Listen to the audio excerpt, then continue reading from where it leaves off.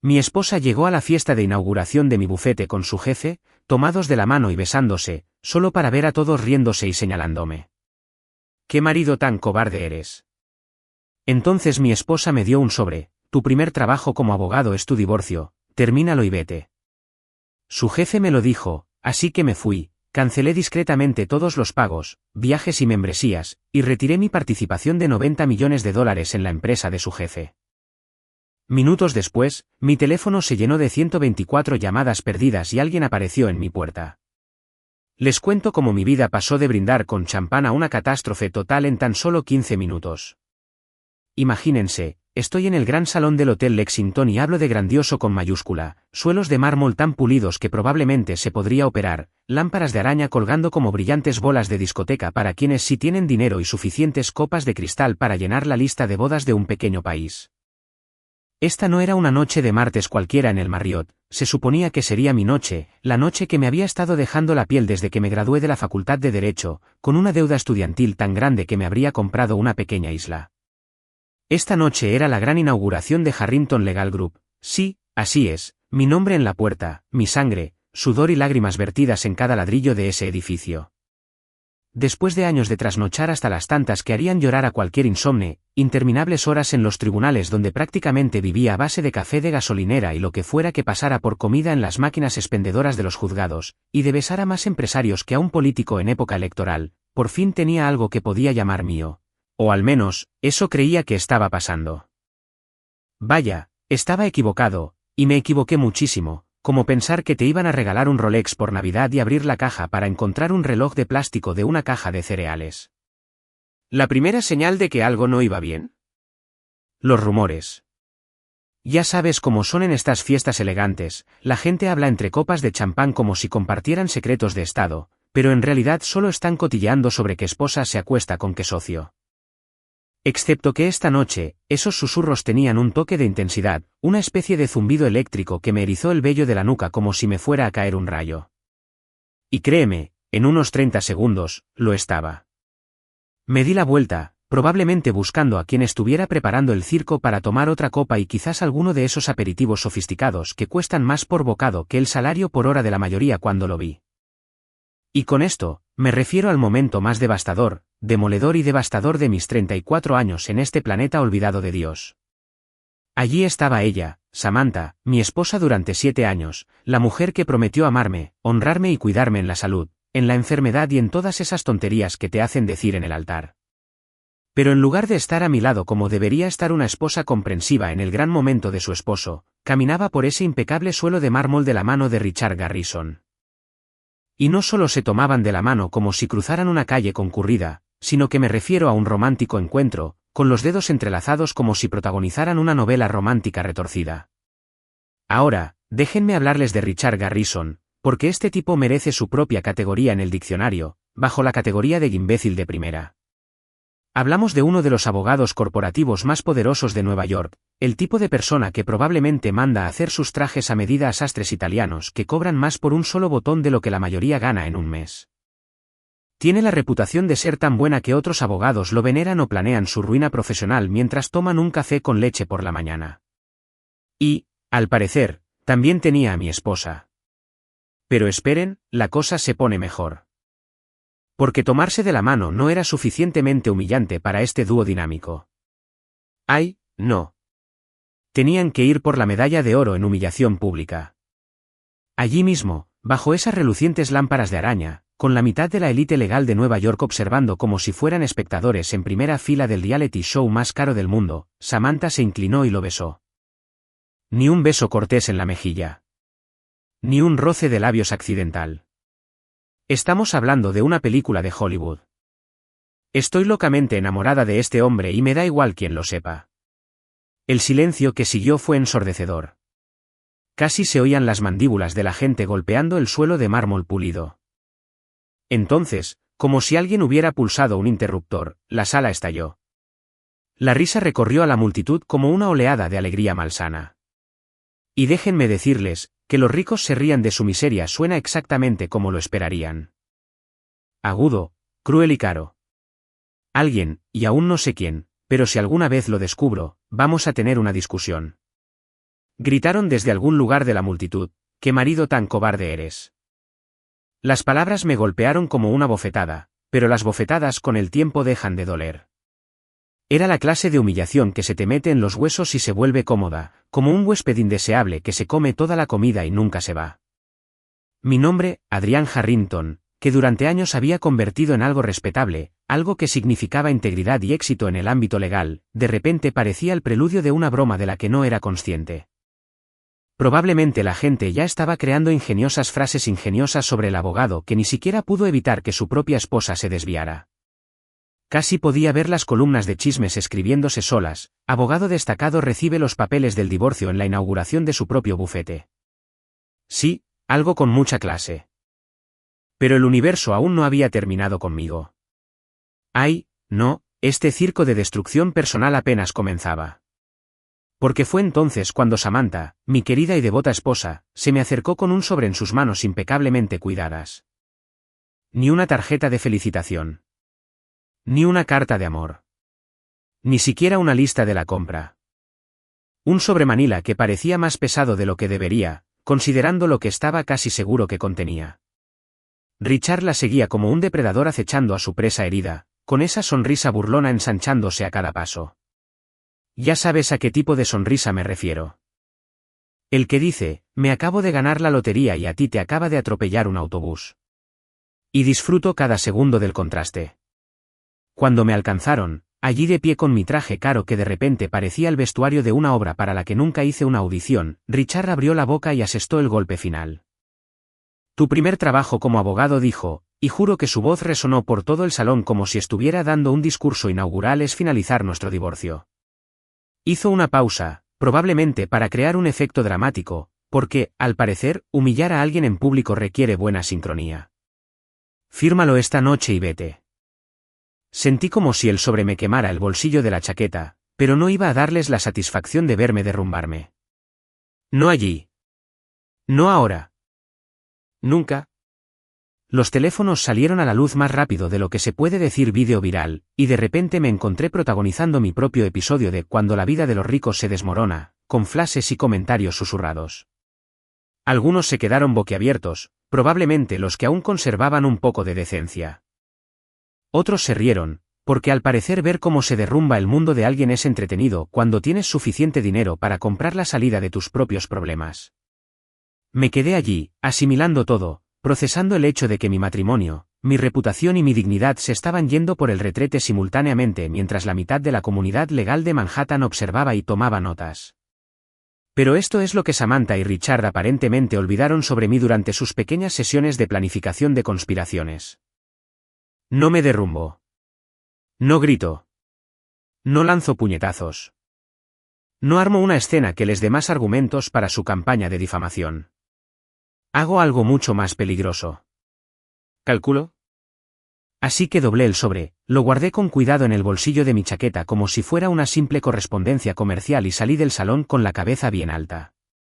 Que pensaran que habían ganado. Que pensaran que su pequeña actuación teatral me había destrozado.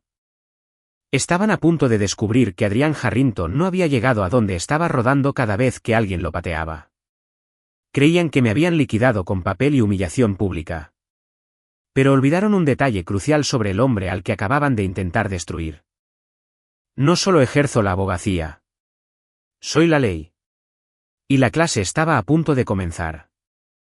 ¿Sabes qué tiene de gracioso entrar a tu propio apartamento después de que tu vida haya sido bombardeada públicamente? Todo parece igual, pero parece la utilería de una obra de teatro ajena. Entré por la puerta de mi ático con vistas al East River. Sí, así es. Ático. Porque antes de esta noche, ya tenía todo bajo control. Y fue como entrar en un museo dedicado a un matrimonio que aparentemente murió hace meses mientras yo estaba demasiado ocupado construyendo mi imperio legal como para notar el cadáver pudriéndose en la esquina. Lo primero que me impactó no fue el aroma familiar de esa vela de vainilla carísima que Samantha insistía en encender todas las noches, ni siquiera el suave zumbido del aire acondicionado central que costaba más al mes que el alquiler de la mayoría de la gente. No. Fue el peso opresivo de toda esa porquería. Y lo digo literalmente. De repente, me pareció una prueba de un caso que, por ser tan estúpido, no me había dado cuenta de que estaba perdiendo. Tomemos las pinturas, por ejemplo. Dios mío, las pinturas. Samantha había insistido en estas monstruosidades abstractas que parecían como si alguien hubiera lanzado pintura al lienzo durante un estornudo particularmente fuerte. Nunca las entendí, pero ella ponía esa mirada soñadora en sus ojos y empezaba a hablar sin parar sobre la resonancia emocional y el viaje del artista a través de la desesperación posmoderna.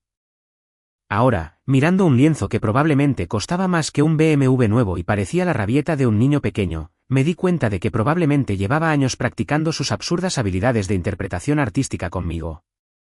¡Ay, Adrián es tan exitoso y estable!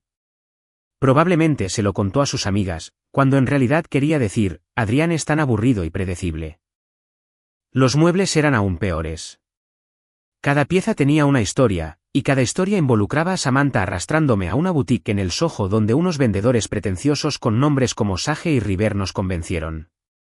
Bueno, la convencieron mientras yo estaba allí de pie como un cajero automático elegante. Que necesitábamos urgentemente una mesa de centro que costaba 8.000 y parecía algo que encontrarías en la playa después de un huracán. Es madera recuperada de la costa de Men, explicó el vendedor, como si eso justificara el precio. Habla de la relación orgánica entre la naturaleza y el consumo humano.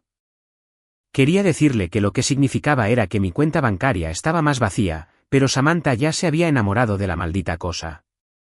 Y ahora, viéndola ahí en mi sala como un costoso desecho marino, no podía evitar preguntarme a cuántas otras cosas en mi vida había dicho que sí solo porque era más fácil que discutir. ¿Lo peor? Todo. Cada lámpara carísima, cada escultura que daba pie a una conversación, cada cojín que costaba más que una cena decente, de repente parecía completamente inútil. No económicamente inútil, claro está. Probablemente podría vender la mitad de estas cosas y financiar el presupuesto educativo de un país pequeño. Pero emocionalmente inútil, como descubrir que tu juguete favorito de la infancia era en realidad un pedazo de plástico que solo parecía mágico porque no sabías nada mejor. Necesitaba un trago. Demonios, necesitaba varios. Pero empezaría con uno a ver qué tal. Fui al bar. Y sí, tenía un bar bien surtido en mi apartamento. Porque al parecer eso es lo que hacen los abogados exitosos cuando quieren sentirse como personajes de una película de Sinatra. Y sacaron lo bueno. No las botellas que guardábamos para entretener. No era el bourbon de gama media que solía tomar después de un largo día en el juzgado. Era el auténtico. Una botella de Glenfiddich de 30 años que había estado guardando para una ocasión especial. Bueno, felicidades, Adrián. Que te humillen públicamente y te entreguen los papeles del divorcio en la inauguración de tu propio bufete definitivamente es especial. Aunque no sea exactamente lo que esperabas. Me serví 3 dedos. Bueno, quizá fueron más bien 4. Pero ¿quién cuenta cuando tu matrimonio se derrumbó frente a la mitad de la comunidad legal de Nueva York y me dirigí a mi estudio? Esta era la única habitación del apartamento que Samantha nunca había tocado. El único lugar que aún era completamente mío. Paneles de madera oscura, sillas de cuero que parecían sillas en lugar de instalaciones de arte moderno, y libros que había leído de verdad en lugar de solo exhibirlos. Pero esta noche, no estaba allí por el ambiente ni por la nostalgia de mis libros de la Facultad de Derecho. Esta noche, vine por lo que se escondía tras esos estantes de roble, en la bóveda que nadie, y me refiero a absolutamente nadie, conocía. Mira, hay algo sobre mí que podría sorprenderte. No soy solo un abogado exitoso que tuvo suerte con algunos casos importantes y una linda sonrisa. Soy un paranoico de remate, y esa paranoia me ha salvado el pellejo incontables veces. Cuando creces viendo a tu padre perderlo todo en un negocio que salió mal por confiar en la gente equivocada, aprendes a guardarte algunas cartas bajo la manga. O, en mi caso, aprendes a guardar mazos enteros tras paredes falsas en tu estudio. La bóveda no era enorme, del tamaño de un archivador grande, pero contenía algo más valioso que dinero en efectivo o joyas. Contenía documentación. Años y años de documentación, archivada y organizada con una atención al detalle tan obsesiva que haría llorar de alegría a cualquier bibliotecario. Hablamos de carpetas más gruesas que libros de texto de derecho, cada una meticulosamente etiquetada y conteniendo cada contrato, cada registro de inversión, cada correspondencia que algún día podría llegar a ser importante. Y esta noche, estaban a punto de ser muy importantes. Saqué la primera carpeta, la etiquetada como Garrison y CO, documentación de la sociedad en comandita simple, y sentí una sonrisa dibujarse en mi rostro por primera vez desde que entré en ese salón de baile. Esto era lo bueno, el tipo de papeleo que la mayoría encontraría aburrido y aburridísimo, pero que a mí me fascinaba. Porque entre todas esas cláusulas, subcláusulas y enmiendas se escondía la clave de algo que Richard Garrison y mi querida esposa Samantha aparentemente habían olvidado, mi participación de $90 millones en Garrison y CO. Ya sé lo que están pensando. Adrián, cabrón, ¿por qué demonios le diste $90 millones a Richard Garrison? Es una pregunta válida, una que probablemente se le ocurrió a Samantha en algún momento mientras planeaba su aventura. Pero la cuestión es estar casada con alguien durante 7 años y, al mismo tiempo, ser una exitosa abogada corporativa. A veces, tu vida personal y tus instintos profesionales se mezclan de maneras que parecen románticas en el momento, pero en realidad son solo buen sentido comercial disfrazado. Cuando Samantha empezó a trabajar para Richard, llegaba a casa todas las noches entusiasmada con lo brillante que era, lo innovador de su firma y cómo estaban revolucionando el derecho corporativo en Nueva York. Y yo, siendo el esposo cariñoso y comprensivo que al parecer era, decidí mostrarle mi camino directo convirtiéndome en socio tácito en las operaciones de su jefe. En aquel momento, parecía una situación en la que todos salían ganando. Samantha empezó a trabajar para una firma en la que su esposo tenía inversiones. Richard recibió una entrada de capital que le permitió expandirse y aceptar casos más grandes, y yo tuve un lugar privilegiado para ver crecer mi dinero mientras apoyaba la carrera de mi esposa. ¿Qué podría salir mal? Bueno, resulta que bastante. Pero aquí es donde mi paranoia, mis cautelosas prácticas comerciales me vino bien. Porque cada cláusula de ese acuerdo de asociación estaba diseñada con un solo objetivo, estrategias de salida. No le di a Richard $90 millones y esperé lo mejor. Estructuré esa inversión como una fortaleza, con vías de escape, planes de contingencia y suficiente letra pequeña legal como para saturar un juzgado lleno de abogados. Cada transferencia estaba documentada. Cada condición estaba detallada al detalle, y cada cláusula estaba redactada para darme la máxima flexibilidad si las cosas salían mal.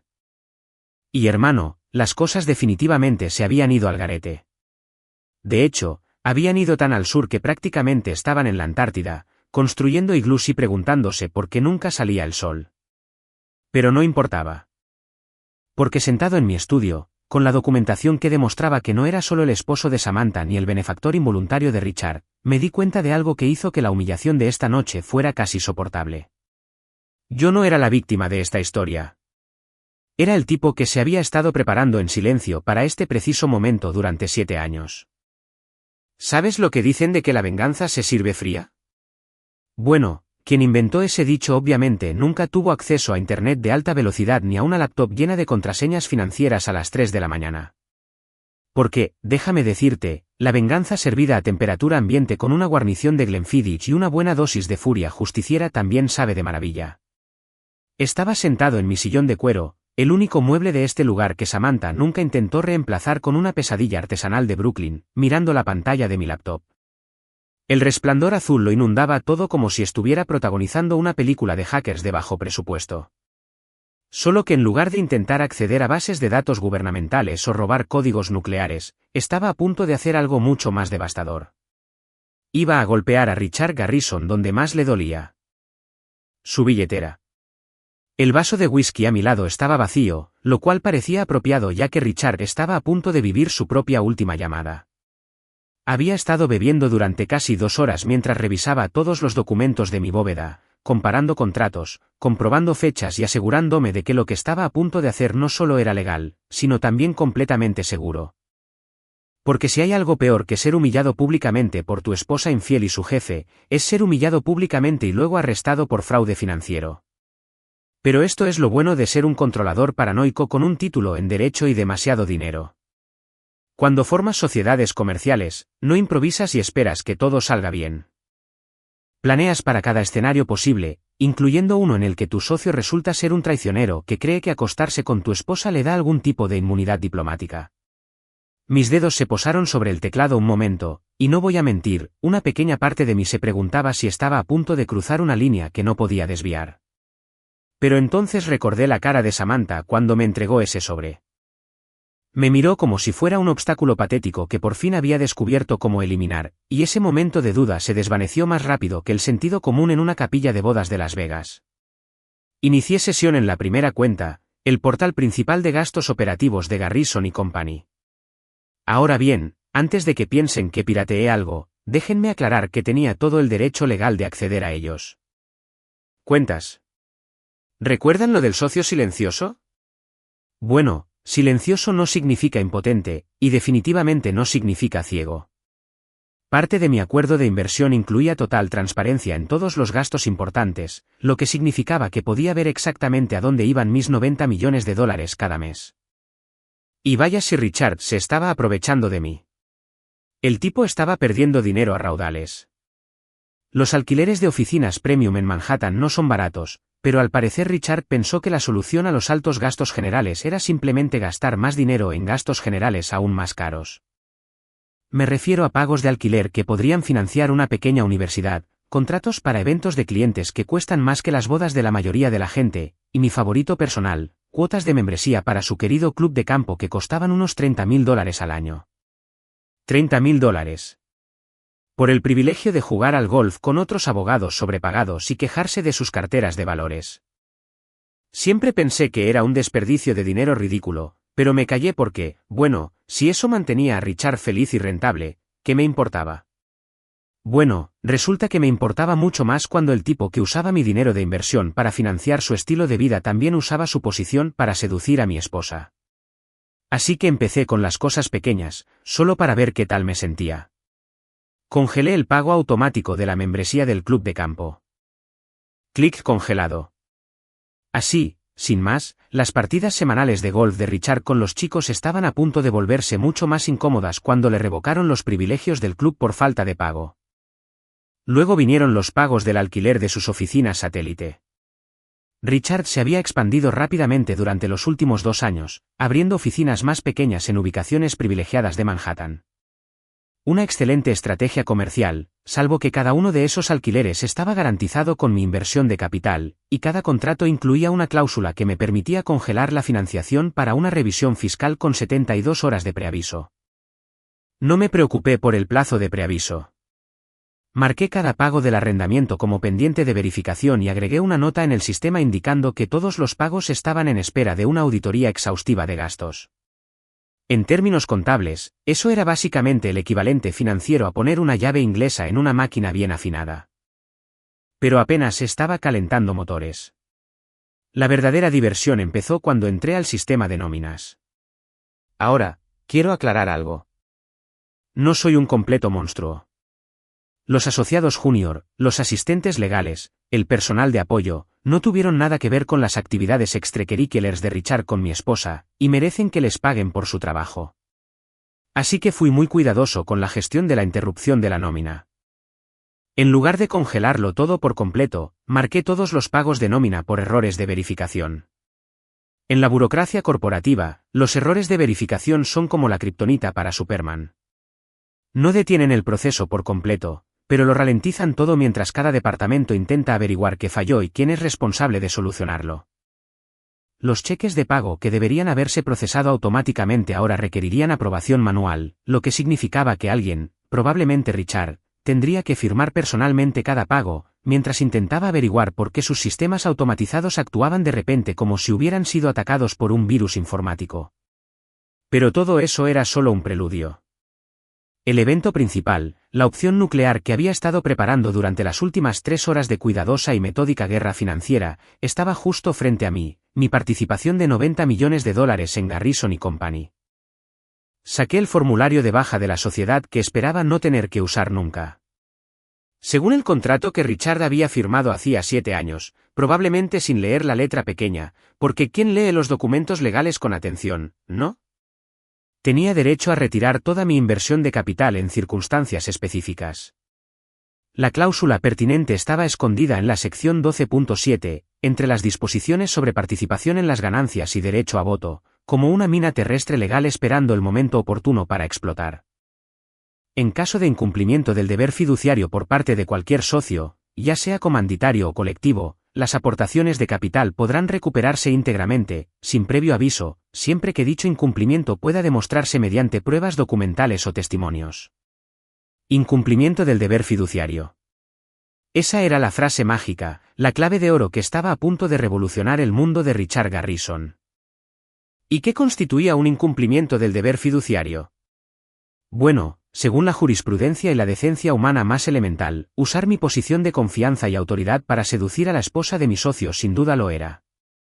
¿La humillación en la inauguración de mi propia firma? ¿El beso público bajo esas lámparas de araña? ¿La sonrisa burlona de Richard mientras me entregaba los papeles del divorcio como si me estuviera entregando documentos judiciales? Todo eso fue presenciado por unos 200 de los abogados más destacados de Nueva York, lo que significaba que tenía más documentación de la necesaria para justificar mi desistimiento. Rellené el formulario, adjunté las secciones pertinentes del contrato de sociedad y añadí una breve nota explicando las circunstancias del desistimiento. Mantuve un tono profesional, incluso clínico. Sin lenguaje emotivo ni ataques personales, solo una simple exposición de los hechos.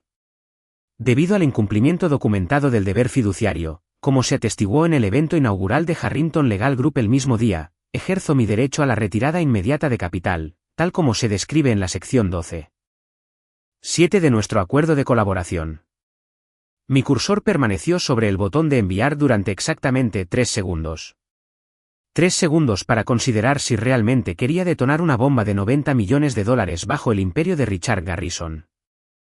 3 segundos para pensar en las consecuencias, el caos absoluto que estaba a punto de caer sobre todos los que estaban relacionados con Garrison y compañía. Luego pensé en el beso de Samantha, en las risas de la multitud, en cómo Richard me había llamado cobarde. Y esos 3 segundos se acabaron.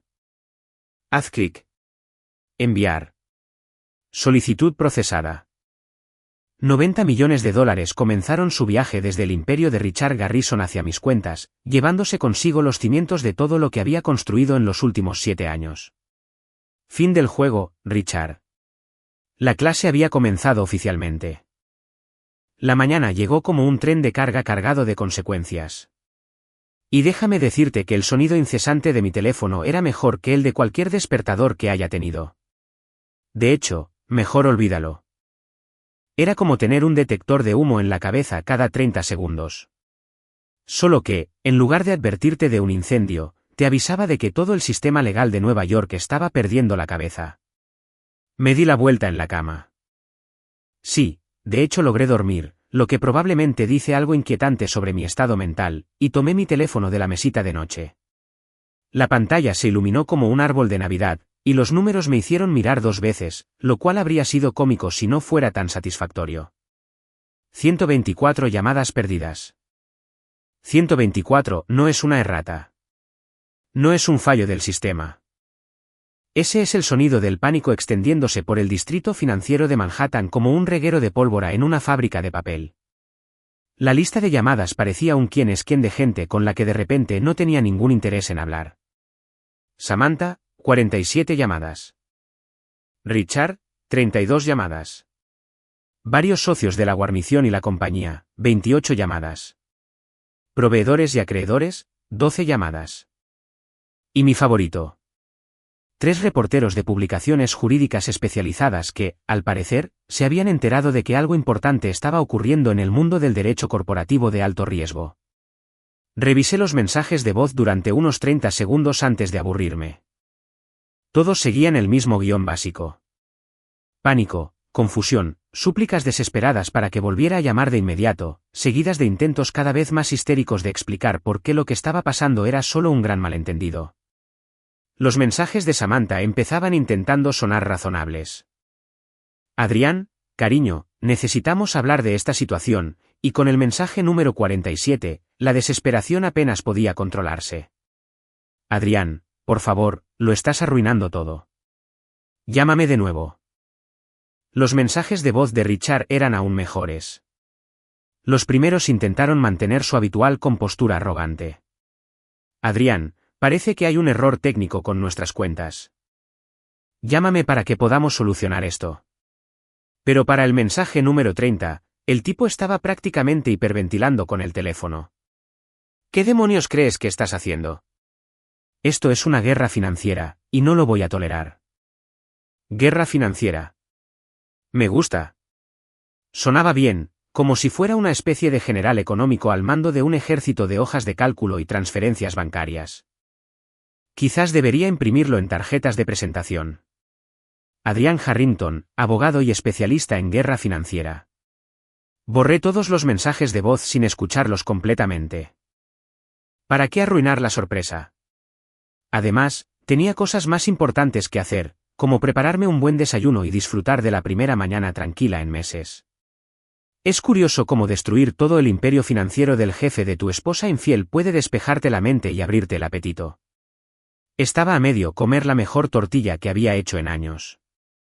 Resulta que cocinar es mucho más divertido cuando no te preocupa que tu matrimonio se derrumbe.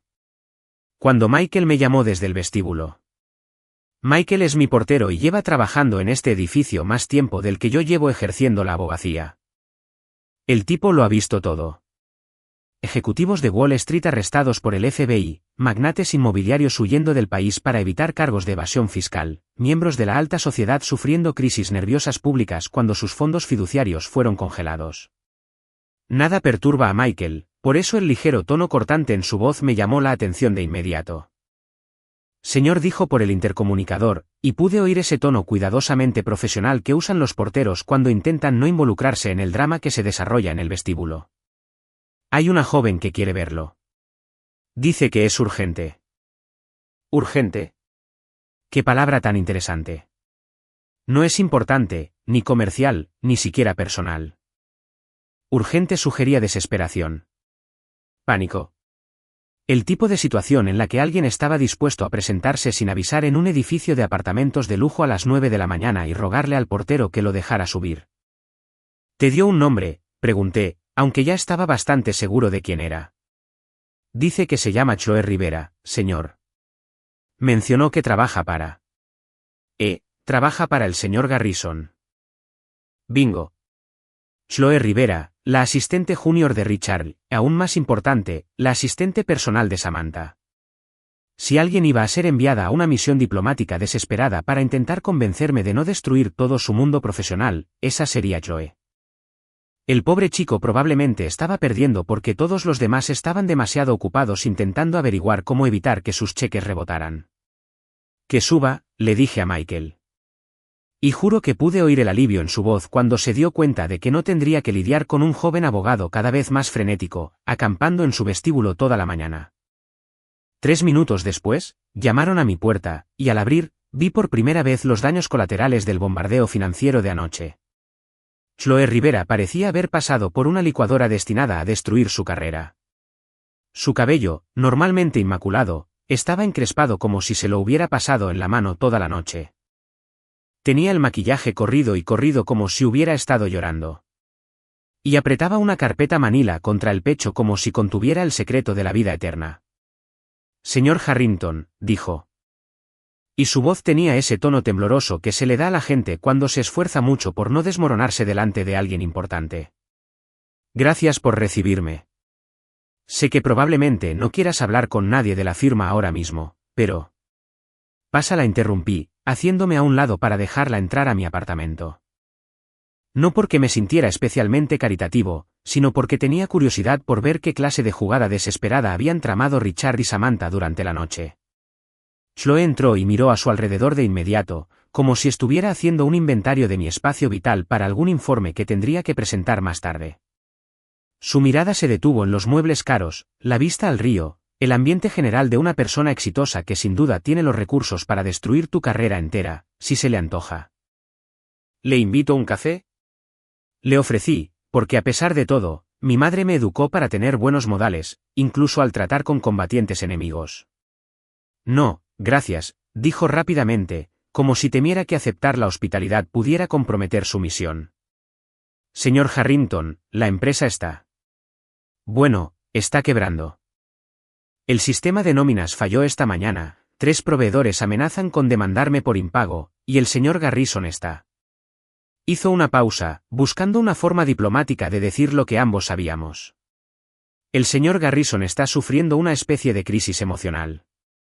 Asentí con compasión, como si todo esto fuera una noticia muy preocupante y no fuera exactamente el resultado que esperaba. Eso suena terrible. ¿Qué puedo hacer para ayudar? La mirada que me dirigió sugería que no la había engañado del todo mi inocencia, pero insistió de todos modos. Los socios me enviaron para darte esto, dijo, extendiendo la carpeta manila como si fuera una ofrenda de paz. Tomé la carpeta y la abrí, sabiendo ya lo que encontraría dentro.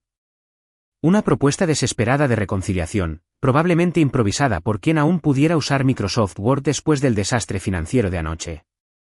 El documento se titulaba Propuesta de Marco de Resolución y era básicamente una lista de concesiones diseñadas para que devolviera mi dinero y fingiera que Richard no me había humillado públicamente mientras se acostaba con mi esposa. Lo leí rápidamente. Me ofrecían una mayor participación en las ganancias, un puesto formal en la junta directiva e incluso derechos de nombre en una de sus oficinas satélite. Era una oferta bastante generosa, el tipo de trato que podría haberme atraído si me motivara el dinero o el prestigio en lugar de la venganza tradicional. Miré a Chloe, que me observaba a la cara como si intentara leer las hojas de té. Qué interesante, dije, cerrando la carpeta. Dime, Chloe, ¿cuánto tiempo llevas trabajando en la empresa? 3 años, señor. ¿Y en esos 3 años, cuántas veces has visto a Richard Garrison entrar en pánico? Dudó, probablemente preguntándose si se trataba de una trampa. Nunca, señor. El señor Garrison suele ser muy sereno. Compuesta, repetí, saboreando la palabra. Qué bonita forma de decirlo. Bueno, Chloe, te agradezco que me hayas traído esto, pero me temo que tendré que rechazar su generosa oferta. Me acerqué a mi escritorio y saqué un sobre cerrado que había preparado esa misma mañana, cuando me sentía especialmente vengativo por mi tortilla del desayuno. Dentro estaba mi contraoferta, o mejor dicho, mi lista de exigencias. No el tipo de exigencias que se negocian o se negocian, sino las que se diseñaron para dejar muy claro quién tenía todas las cartas en este juego. Quiero que les entregues esto personalmente a Richard y Samantha, dije, entregándole el sobre. No se lo des a nadie más. No dejes que nadie más lo lea primero. Tienen 24 horas para responder. Chloe tomó el sobre con ambas manos, como si fuera a explotar si no tenía cuidado. Lo cual, metafóricamente hablando, probablemente ocurriría. Tenía los ojos muy abiertos, y pude ver cómo le daba vueltas la cabeza al darse cuenta de que no solo llevaba un papel. Llevaba un veredicto que determinaría el destino de todos sus compañeros de trabajo. Señor Harrington, dijo en voz baja, ¿qué hay aquí? Le sonreí, esa clase de sonrisa que probablemente parecía amistosa, pero que se sentía un poco forzada. Justicia, Chloe. Un poco de justicia, que ya se esperaba. A las 9 en punto. Y me refiero a la precisión, hasta el segundo en punto, porque la puntualidad es un arma cuando estás a punto de destruir el mundo de alguien. Crucé las puertas de cristal de Garrison y Company como si fuera el dueño del lugar. Lo cual, técnicamente hablando, en cierto modo lo era, considerando que mis $90 millones habían mantenido las luces encendidas durante casi 7 años.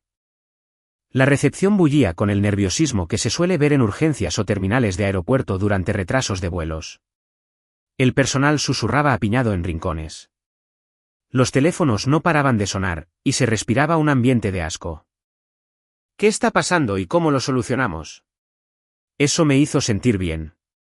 Es increíble lo satisfactorio que puede ser el caos cuando eres tú quien lo orquesta en lugar de ahogarte en él. La recepcionista, una joven llamada Ashley, que siempre había sido amable conmigo en mis visitas anteriores, levantó la vista cuando me acerqué a su escritorio y vi cómo su rostro expresaba 5 emociones diferentes en tan solo 3 segundos. Reconocimiento, confusión, miedo, esperanza y, finalmente, una especie de cortesía profesional desesperada que sugería que le habían informado exactamente de lo importante que era no hacerme enfadar hoy. Señor Harrington, dijo, con la voz una octava más aguda de lo habitual. Aquí, le esperan en la sala de conferencias principal. Claro que sí, porque nada dice, estamos completamente jodidos y lo sabemos, como reunir a todos en la sala más grande e intimidante que tengas y esperar que el ambiente formal haga que tu inminente destino parezca más digno. Recorrí los pasillos, pasando por oficinas donde los asociados junior llamaban frenéticamente y los socios senior mantenían conversaciones en voz baja que se interrumpían bruscamente cada vez que pasaba. El imperio que una vez ayudé a fundar ahora parecía un barco que se hundía y todos a bordo sabían exactamente quién sostenía los salvavidas. La sala de conferencias principal era un monumento a la intimidación corporativa, ventanales de piso a techo con vistas a Manhattan, una mesa con capacidad para 30 personas y superficies pulidas suficientes para cegar a alguien si la luz les daba justo en el punto justo. Estaba diseñada para que los clientes se sintieran pequeños y los socios poderosos, pero hoy tuvo el efecto contrario. El puñado de personas dispersas alrededor de esa enorme mesa parecían supervivientes de un naufragio intentando descifrar la dirección de la Tierra. Richard presidía la mesa, como era de esperar, porque incluso en medio de una crisis financiera, algunos no pueden evitar aferrarse a los símbolos de su autoridad. Pero si intentaba proyectar confianza y control, estaba fracasando estrepitosamente. Su habitual traje, perfectamente planchado, parecía arrugado, su cabello estaba despeinado como si se hubiera pasado las manos por él toda la noche y tenía la mandíbula tan apretada que temí que se rompiera un diente. Samantha se sentó a su derecha, y verla en ese contexto, no como mi esposa ni siquiera como mi futura exesposa, sino como cómplice de su propia caída profesional, era casi surrealista. De alguna manera, parecía más pequeña, como si el peso de lo que habían hecho le presionara los hombros. Su maquillaje era perfecto, su atuendo impecable, pero había algo vacío en sus ojos que sugería que estaba empezando a comprender la magnitud del desastre que habían desatado. Los demás socios estaban dispuestos alrededor de la mesa, como piezas de un tablero de ajedrez. Probablemente, cada uno calculaba sus posibilidades de supervivencia si la firma quebraba. Allí estaba Margaret Hoffman, la especialista en litigios corporativos que siempre me había tratado con una condescendencia apenas disimulada. David Chun, el experto en fusiones y adquisiciones que se creía un regalo de Dios para las altas finanzas. Patricia Walsh, la experta en derecho laboral que probablemente se había pasado la mañana investigando si la guerra financiera constituía motivo de queja por ambiente laboral hostil. Me senté frente a Richard, dejé mi maletín sobre la mesa con un golpe seco y sonreí al grupo reunido como si estuviéramos a punto de hablar de las ganancias trimestrales en lugar de la destrucción total de sus vidas profesionales. Buenos días a todos, dije con voz alegre y profesional. Entiendo que querían hablar sobre mi solicitud de retiro. Richard se aclaró la garganta. Al hablar, su voz tenía ese tono tenso de quien se esfuerza por parecer razonable mientras grita por dentro. Adrián, creo que ha habido un malentendido. El contrato de sociedad que citas. Sección 12, 7.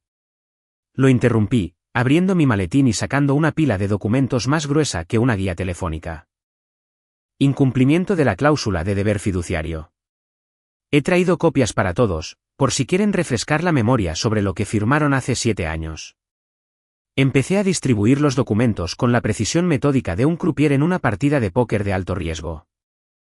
Términos de recuperación de activos, procedimientos de retiro, precedentes legales, declaraciones de testigos del incidente del salón de baile del hotel. Todo explicado con la precisión legal que hace que el abogado contrario se despierte con sudor frío. Aquí están mis condiciones. Continué, volviendo a mi asiento y observando cómo pasaban las páginas que detallaban su completa rendición con minucioso detalle. Richard renuncia como socio gerente, con efecto inmediato. Samantha renuncia a cualquier reclamación de propiedad o acuerdo de participación en las ganancias que haya negociado durante su mandato. Estrecha relación laboral con Richard. Hice una pausa para asimilarlo, disfrutando de cómo Samantha se sonrojaba y los nudillos de Richard palidecían al agarrarse al borde de la mesa. Además, continué, la firma reconocerá el reembolso total de mi inversión de $90 millones, más los intereses calculados al tipo de interés vigente en el mercado, más una multa por incumplimiento de contrato. A cambio, asumiré el control financiero de Garrison y Company, con pleno derecho a veto sobre todos los gastos importantes y decisiones estratégicas. El silencio que siguió fue hermoso.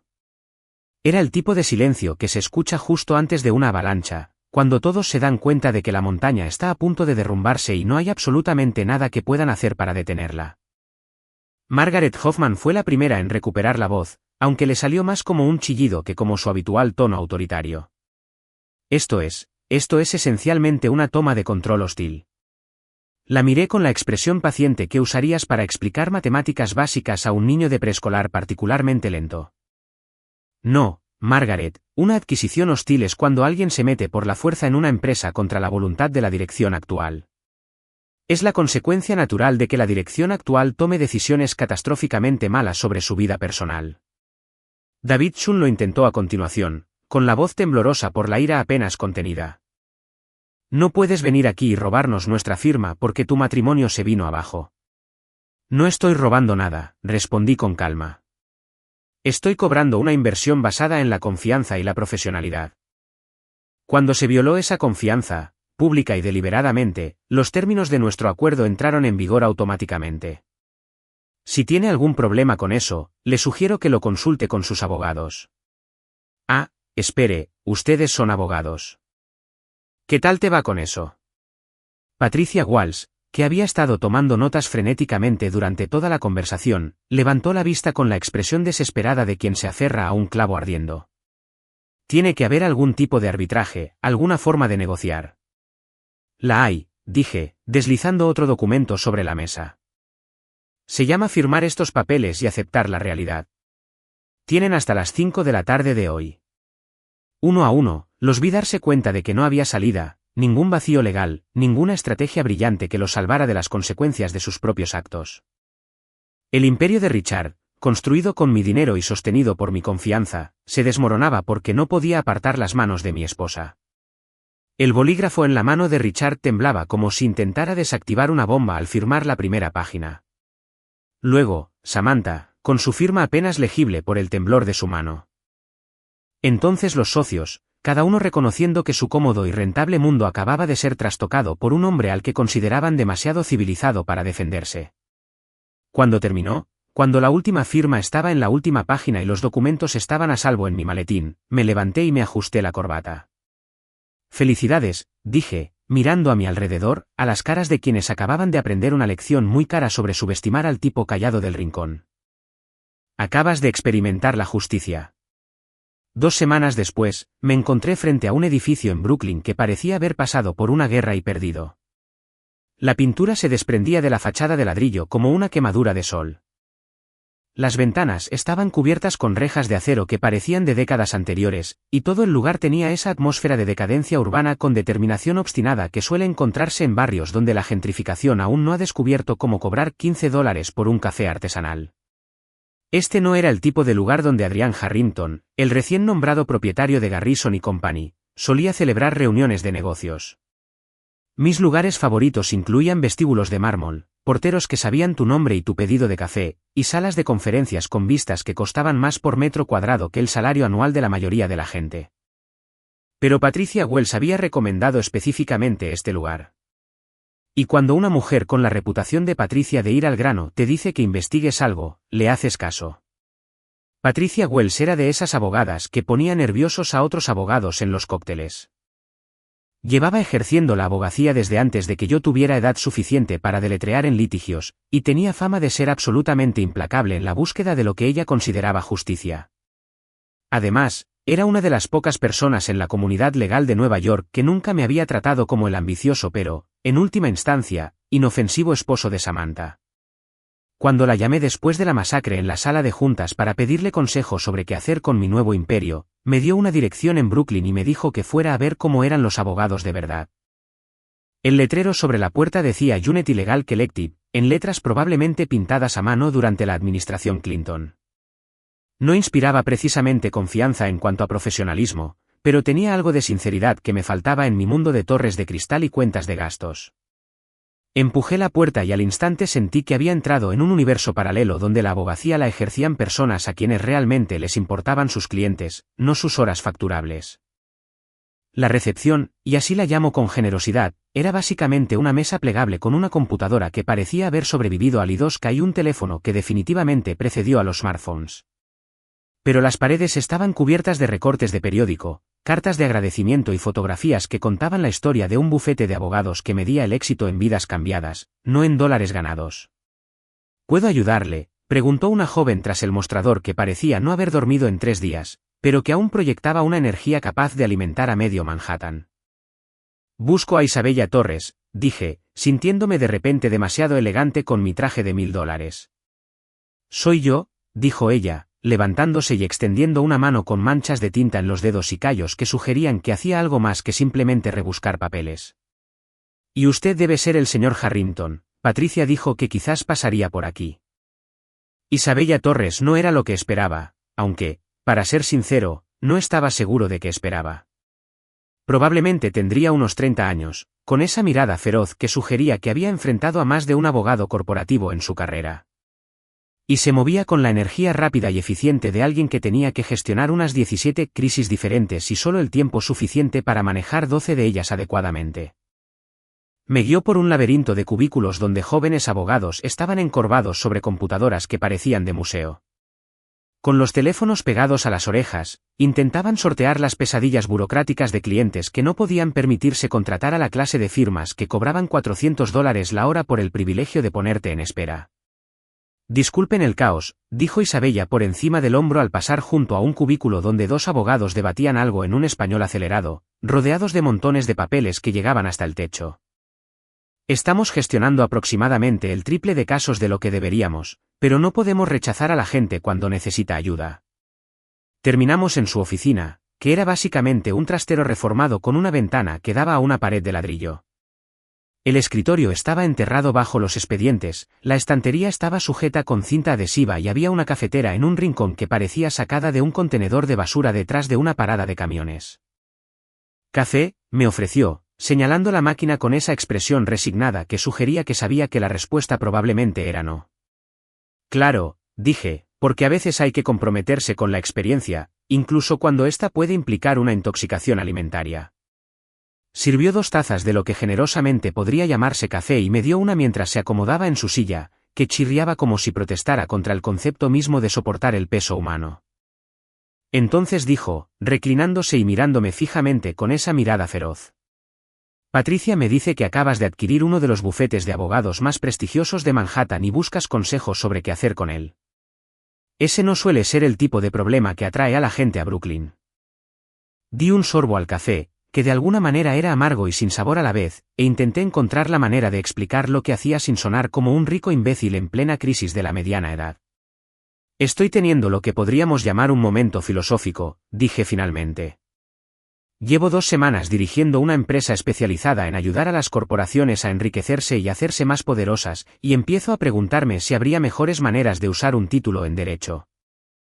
Isabella se rió, y no fue una risa educada ni profesional. Era la clase de diversión genuina que surge al escuchar algo inesperadamente honesto. Un momento filosófico. Así es como lo digo. ¿Qué harías con $15 millones? La pregunta salió de la nada, directa y contundente, como si estuviera probando si hablaba en serio o si solo andaba por ahí en Brooklyn por la novedad de ver cómo vivía mi pareja. Disculpa, dije. Hipotéticamente, dijo, inclinándose hacia adelante con una intensidad que dejaba claro que no era nada hipotético. Si alguien entrara aquí ahora mismo y te diera $15 millones para gastar en servicios legales para quienes realmente los necesitan, ¿qué harías con ellos? Dejé mi taza de café y miré alrededor de su estrecha oficina, la estantería sellada con cinta adhesiva, la silla chirriante y las pilas de casos que representaban a personas que no podían pagar la justicia en un sistema que la trataba cada vez más como un lujo. ¿Qué harías?, pregunté. Isabella no lo dudó ni un segundo, como si hubiera estado planeando este momento desde que aprobó el examen de abogado. Contratar a 50 abogados. Abrir consultorios legales en cada distrito. Ofrecer representación gratuita en disputas de inquilinos, casos de inmigración y violaciones de derechos laborales.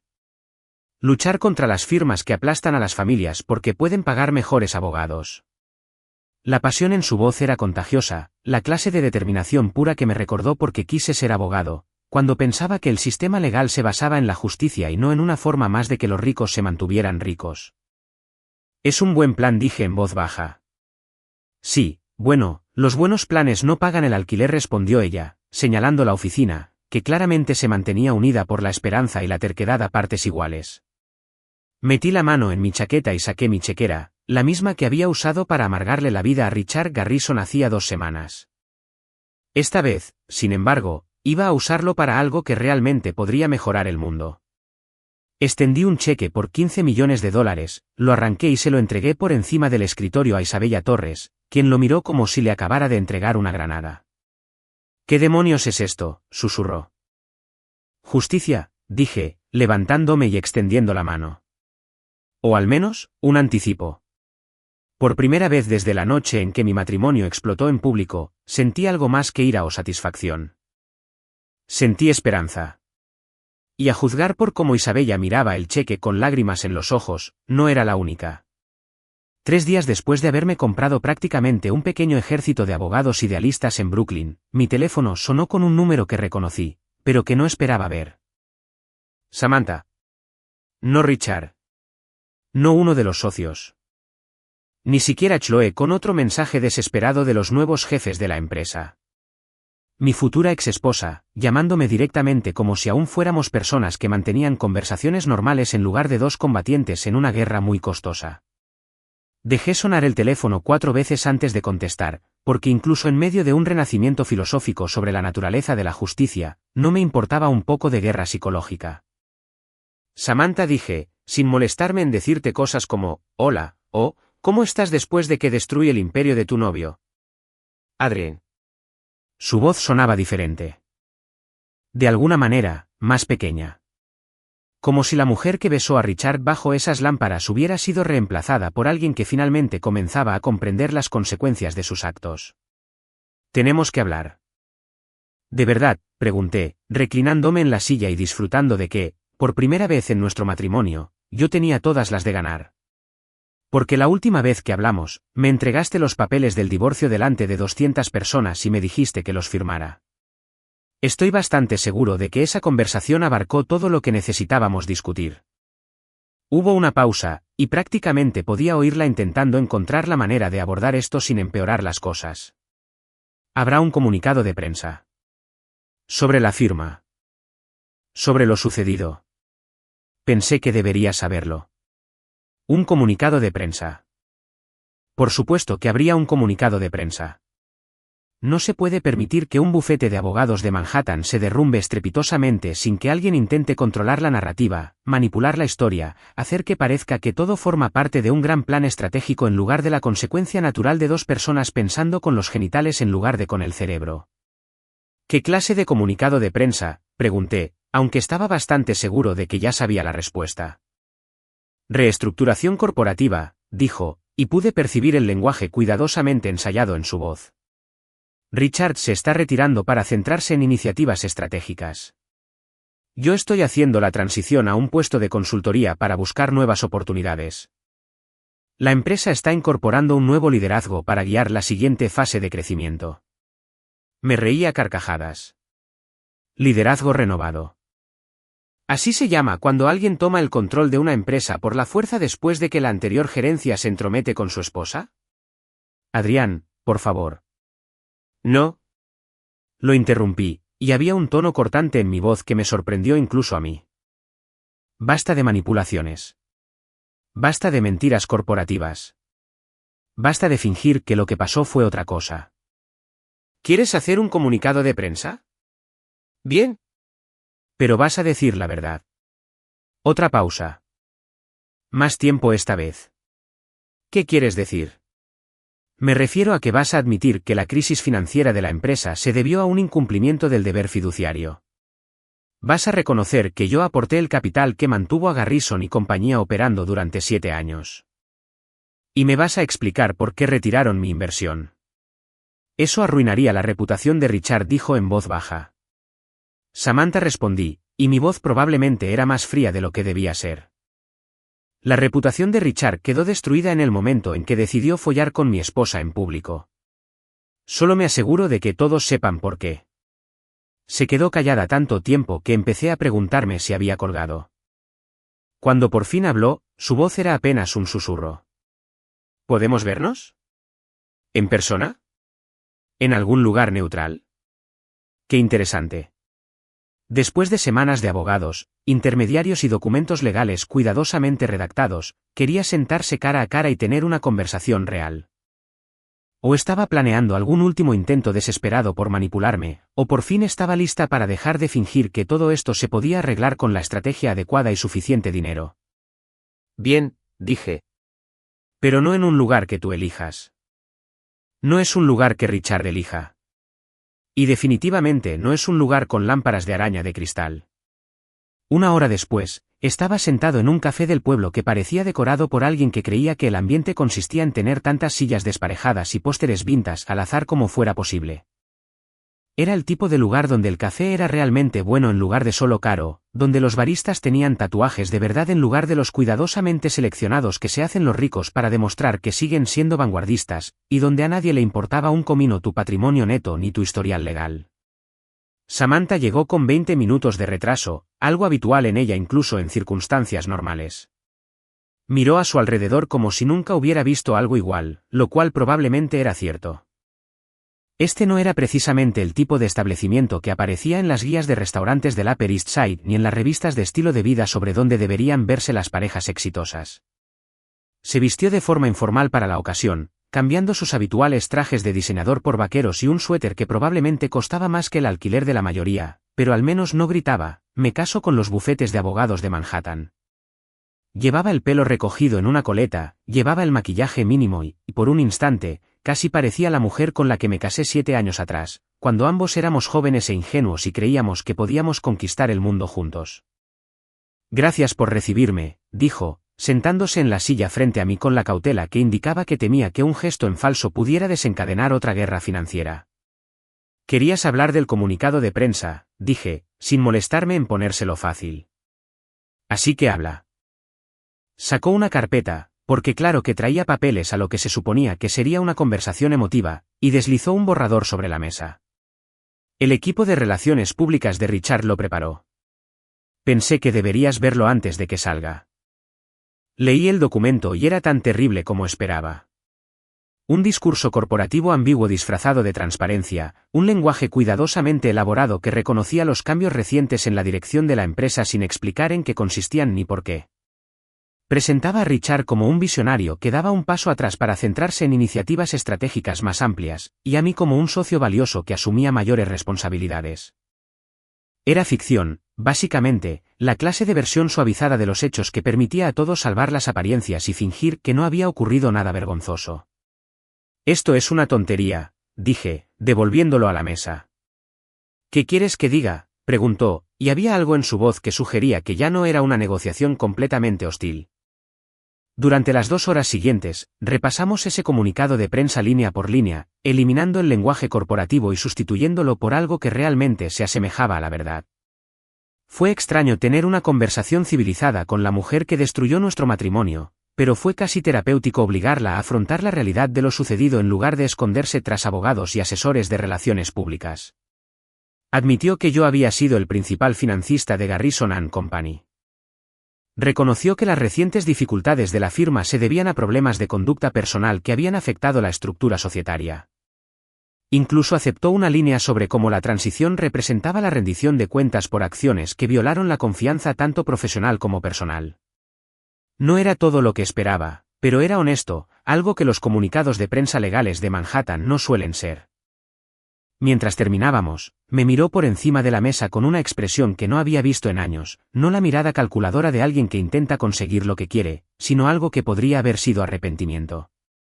¿Alguna vez me amaste, Adrián?, preguntó en voz baja, y por un momento sonó como la mujer con la que me había casado en lugar de la desconocida que me había entregado los papeles del divorcio bajo esas lámparas de araña.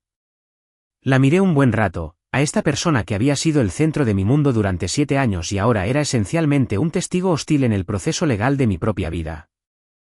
Sí, dije finalmente, pero no la versión de ti que creía que la traición era una estrategia. El comunicado de prensa se publicó a las 9 de la mañana de un martes, y para las 10, el mundo legal había perdido la cabeza. Estaba sentado en mi apartamento, tomando ese café caro que sabe a bendecido personalmente por monjes colombianos, cuando mi teléfono empezó a vibrar con notificaciones como una máquina tragamonedas que se gana el premio gordo. Excepto que, en lugar de monedas, escupía titulares que parecían los sueños febriles de un columnista de chismes que había estado viendo un drama legal. Una pareja poderosa se desmorona. Un retiro de $90 millones deja a Garrison y compañía sin nada. En ruinas. Del matrimonio a la fusión. Como la infidelidad derribó un imperio legal en Manhattan. El divorcio más caro de la historia legal. Un abogado usa su fortuna para destruir al amante de su esposa infiel. El último fue del New York Legal Tribune, y debo admitir que captaron la esencia de la historia de una manera que me hizo sentir un poco de orgullo y un poco de horror a la vez. Una cosa es orquestar la destrucción profesional de alguien. Otra muy distinta es verlo plasmado en titulares que probablemente se enseñarían en los cursos de ética de las facultades de Derecho durante la próxima década. La declaración que Samantha y yo habíamos hilvanado mientras tomábamos un café malo en una cafetería aparentemente había sido como echar gasolina a un fuego que ya lo consumía todo a su paso. Los reconocimientos, cuidadosamente redactados, de problemas de conducta personal y violaciones de la confianza profesional estaban siendo analizados por blogueros legales como si fueran pruebas forenses en un juicio por asesinato. Cada frase era analizada. Cada eufemismo era descifrado. Y cada implicación se explicaba con un lenguaje cada vez más dramático. Pero el verdadero estallido no se producía en la prensa, sino en las redes sociales, donde la historia había cobrado vida propia como un reguero de pólvora digital. Twitter fue una auténtica locura, porque al parecer nada despierta la crítica literaria interior de la gente como una buena historia de humillación pública a la antigua usanza con un toque de guerra financiera. Adrian Harrington, que acaba de demostrar que la venganza es un plato que se sirve mejor con informes trimestrales de resultados, había conseguido unos 15.000 retweets. Imagina ser tan mala engañando que accidentalmente le das a tu marido el control de toda la empresa de tu novio, era tendencia con un hashtag que no voy a repetir, pero que implicaba usos creativos de terminología legal. Mi favorito fue de un estudiante de Derecho de Columbia. Nota mental: antes de joder a mi jefe, asegúrate de que mi esposo no sea un socio comanditario con cláusulas de retiro. Los memes eran aún mejores. Alguien había creado una versión del meme del novio distraído donde el novio se llamaba Samantha, la novia los $90 millones de Adrián y la otra mujer el ego de Richard. Otro mostraba a un tipo empujando una ficha de dominó etiquetada como asunto público, que derribaba fichas cada vez más grandes, lo que resultó en el colapso financiero total de un bufete de abogados de Manhattan. Pero mientras las redes sociales se divertían con mi drama personal, el verdadero daño se estaba produciendo en el ámbito profesional, donde la reputación de Richard Garrison estaba siendo destruida sistemáticamente por personas que llevaban años esperando una excusa para rebajarlo. El Colegio de Abogados del Estado de Nueva York emitió una declaración sobre el mantenimiento de los estándares profesionales en las relaciones personales. Era jerga de abogado, qué idiota, pero expresada con el tipo de lenguaje diplomático que permite a todos fingir que se están comportando con superioridad moral mientras destrozan por completo la carrera de alguien. 3 profesores de ética legal fueron citados en diversas publicaciones, todos diciendo esencialmente lo mismo, que usar la posición de socio principal para tener una aventura con un cónyuge subordinado representaba una violación tan fundamental de los límites profesionales que básicamente invalidaba cualquier pretensión de liderazgo ético. Uno de ellos, de la Facultad de Derecho de Harvard, utilizó la frase, ejemplo clásico de cómo la conducta personal puede socavar la responsabilidad fiduciaria, que probablemente acabaría en los libros de texto en cuestión de un año. Pero la verdadera polémica vino de la prensa financiera, donde los periodistas especializados en fusiones y adquisiciones corporativas se lo pasaban bomba explicando cómo Richard había perdido el control de su propia firma. El Wall Street Journal publicó un artículo titulado El arte de la toma de control corporativa, un caso práctico de paciencia estratégica, que me hizo parecer una especie de genio financiero en lugar de un tipo que, furioso, decidió convertir su cartera de inversiones en un arma. El artículo detallaba cómo había estructurado mi inversión original con suficientes cláusulas de escape para garantizar el control si la sociedad se descontrolaba. Entrevistaron a profesores de escuelas de negocios que la calificaron de brillantemente predatoria y de una clase magistral de estrategia corporativa defensiva. Un colaborador de Harvard Business Review la describió como la adquisición hostil más elegante de los últimos tiempos, lo que daba la impresión de que lo había planeado todo desde el principio en lugar de simplemente ser un paranoico a la hora de confiar mi dinero a la gente. Al mediodía, los inversores huían de todo lo relacionado con Richard Garrison como si tuviera una enfermedad financiera contagiosa. 2 fondos de pensiones que habían invertido en Garrison y Company Sun Expansion retiraron su financiación. 3 importantes clientes corporativos anunciaron que estaban revisando sus necesidades de representación legal, lo que en el lenguaje corporativo significaba, los despedimos antes de que este desastre se extienda a nuestra propia reputación. El efecto cascada fue hermoso en su despiadada eficiencia. Los empleados comenzaron a renunciar en oleadas, no porque los despidieran, sino porque tener a Garrison and Company en el currículum de repente era tan valioso como tener a Enron o Lehman Brothers en la tarjeta de presentación. Los asociados junior buscaban frenéticamente trabajo en empresas que no estuvieran en crisis. Los socios principales contactaban discretamente con cazatalentos para hablar sobre nuevas oportunidades de liderazgo legal. Incluso la empresa administradora del edificio, Garrison and Company, se puso nerviosa. Las oficinas estaban en el piso 32 de una de esas relucientes torres de Manhattan donde las residencias de lujo conllevaban alquileres de lujo. Y, al parecer, existía cierta preocupación sobre si esos alquileres seguirían llegando. Me enteré, por rumores legales, de que la administración del edificio había llamado para confirmar el estado del contrato de arrendamiento, que en el lenguaje del propietario significaba: por favor, díganos que aún puede pagar esta renta ridícula. Pero mientras el mundo de Richard se derrumbaba a su alrededor como un castillo de naipes en medio de un huracán, algo interesante le ocurría a mi teléfono. En lugar de mensajes de voz furiosos y súplicas desesperadas de clemencia, recibía llamadas de personas que querían trabajar conmigo. La Facultad de Derecho de Columbia me llamó para invitarme a una conferencia sobre estructuras societarias. El Colegio de Abogados del Estado de Nueva York quería que formara parte de su comité asesor de ética. 3 alcaldías me contactaron para ofrecerme consultoría sobre iniciativas legales para pequeñas empresas. Fue surrealista pasar de ser el hombre cuya esposa lo engañó públicamente a ser el hombre que convirtió esa humillación en la adquisición corporativa más comentada del año. Los cazatalentos legales me llamaban con ofertas para representar a empresas de la lista Fortune 500, aparentemente impresionados por mi pensamiento estratégico bajo presión.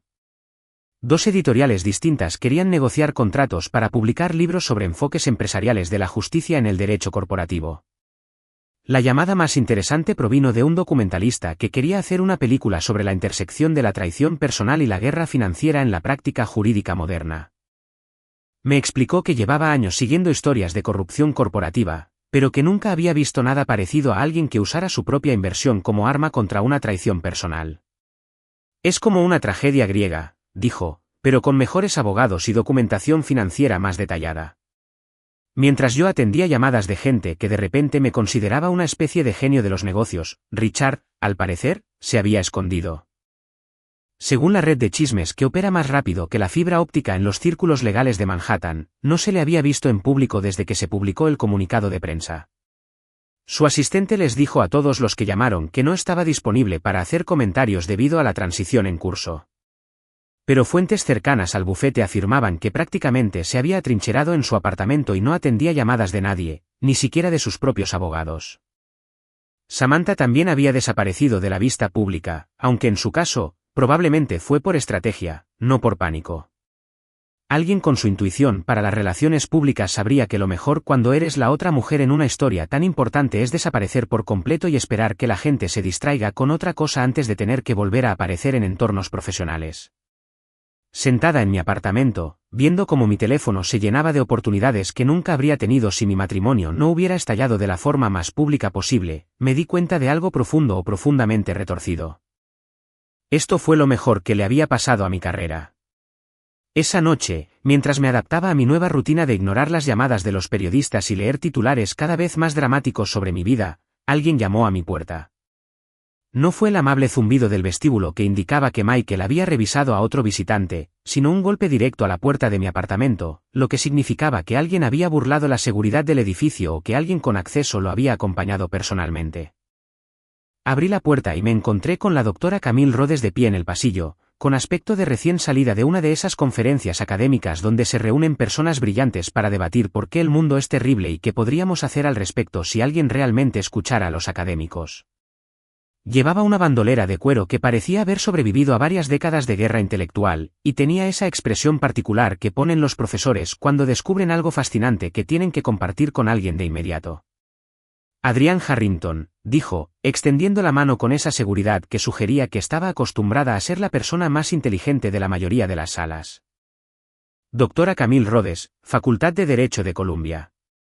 Enseño ética y responsabilidad corporativa, y necesito hablar contigo sobre lo que has hecho. Ahora bien, cuando alguien se presenta como profesor de ética y dice que necesita hablar contigo sobre tus acciones recientes, no suele ser porque quiera nominarte a Humanitario del Año. Mi primer instinto fue asumir que estaba a punto de recibir una charla sobre las implicaciones morales de usar la guerra financiera como respuesta a la traición personal, con citas de textos de filosofía jurídica que me harían doler la cabeza. Doctora Rhodes, dije, haciéndome a un lado para dejarla entrar, pues la curiosidad siempre había sido una de mis características más peligrosas.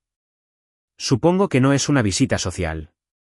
En realidad, dijo, mirando mi apartamento con esa mirada analítica que sugería que tomaba notas para futuras consultas, es exactamente una visita social, pero probablemente no la que esperas. Se acomodó en una de mis sillas, uno de los pocos muebles que Samantha no había insistido en reemplazar con algo que parecía arte moderno sufriendo un ataque de nervios, y sacó una tableta cubierta con lo que parecían ser documentos legales, artículos de prensa y trabajos académicos. Quiero estudiar tu estrategia de retirada, dijo sin la típica palabrería diplomática que suele emplearse cuando están a punto de pedirte que te conviertas en un caso de estudio. Lo que le hiciste a Richard Garrison representa uno de los ejemplos más elegantes de responsabilidad corporativa mediante el cumplimiento contractual que he visto en 20 años de investigación académica. Me serví una copa, porque las conversaciones con profesores de ética parecían de esas que requieren alcohol, y le ofrecí una, que aceptó con la naturalidad de quien ha pasado suficiente tiempo con abogados como para saber que las conversaciones de negocios y las bebidas suelen ir de la mano. ¿Quieres estudiarme como a una rata de laboratorio?, dije, acomodándome en mi silla y tratando de decidir si debía sentirme halagado o preocupado. Quiero estudiar tu estrategia como un jurista, me corrigió, y su sonrisa tenía la picardía justa para sugerir que no era la típica académica seca. Básicamente, has creado un nuevo modelo para abordar las violaciones de conducta personal a través de las estructuras corporativas existentes. ¿Tienes idea de lo revolucionario que es?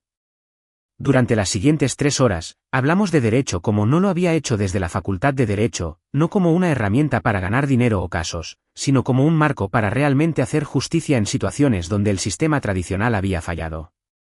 Camille tenía teorías sobre la responsabilidad corporativa que hicieron que mi plan de venganza pareciera una nota a pie de página en una discusión académica más amplia sobre las estructuras de poder y la aplicación de la ética.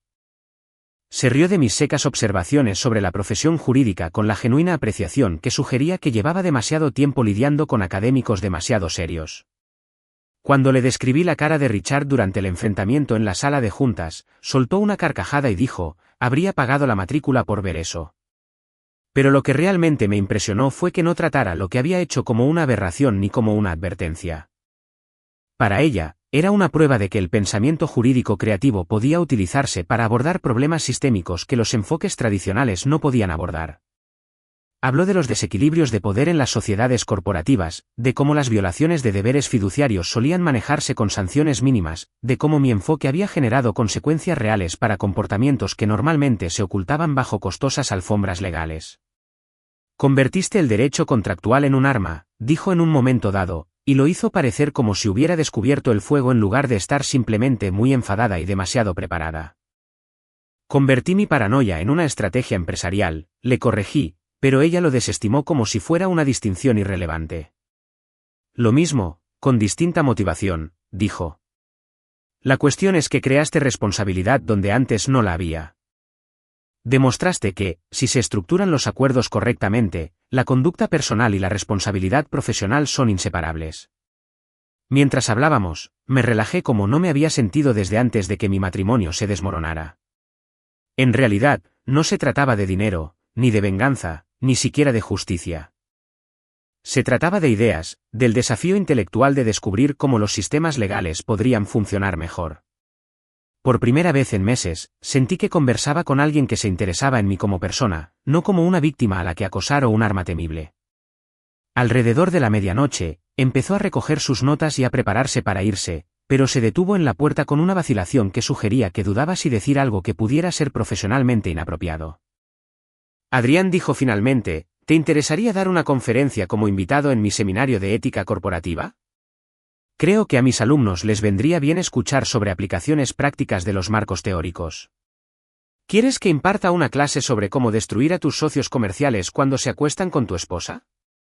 Pregunté porque quería asegurarme de que ambos tuviéramos claro lo que estábamos tratando.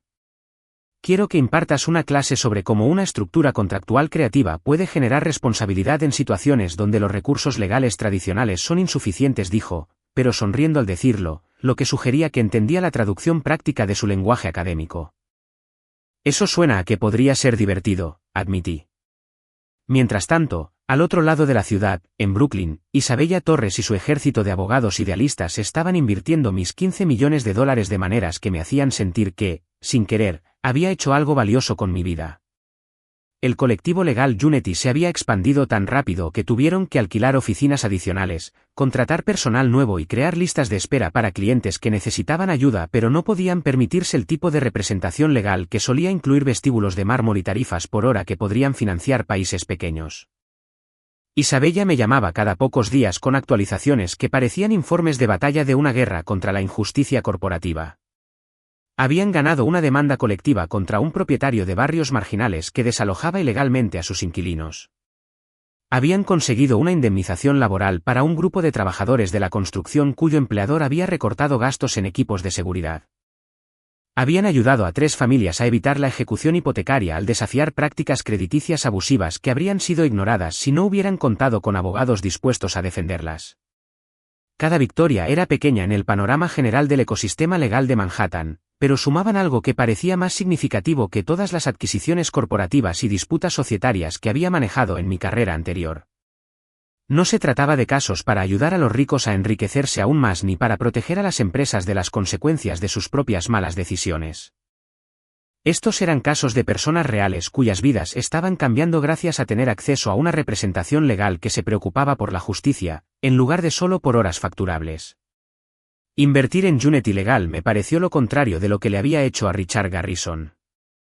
En lugar de usar el dinero como arma para destruir algo, lo usaba como herramienta para construir algo en lo que valiera la pena creer.